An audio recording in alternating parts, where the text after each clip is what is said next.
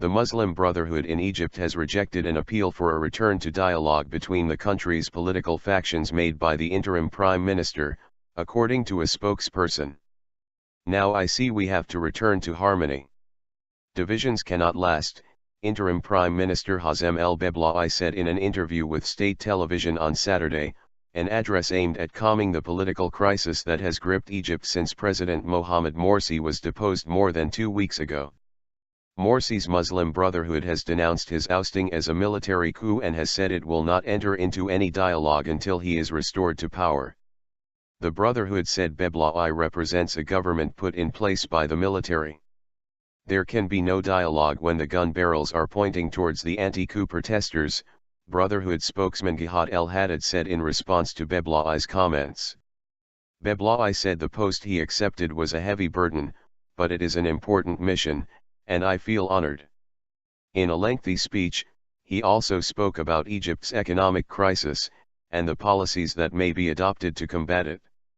The interim PM, whose government is devoid of any Islamist representation, said that harmony and reconciliation were the need of the hour. Constitution to be drafted. Earlier on Saturday, Egypt's interim president appointed a 10-member committee of experts to amend the constitution that was suspended following the military's overthrow of Morsi, the presidency said.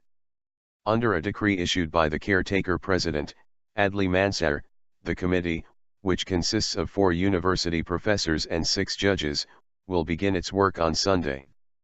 The committee members will have 30 days to make their amendments, which will then be presented to a 50-person body representing different groups in Egyptian society.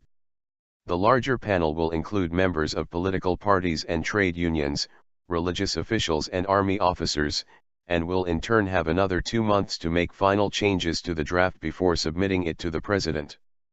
Mansur will then have 30 days to call a referendum on the charter. Putschists.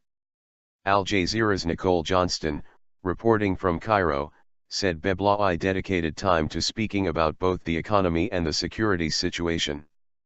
The interim government seems focused on how to push forward its reputation both locally and internationally as well. It has been a full day of politics. Morsi's government adopted the controversial previous constitution by referendum in December 2012 with a majority of 64%, but a voter turnout of just 33%. Opposition politicians and members of Egypt's Coptic Christian community denounced the Muslim Brotherhood drafted text, which was also criticized by UN rights chief Navi Pillay for curtailing certain rights, including those of non-Muslims.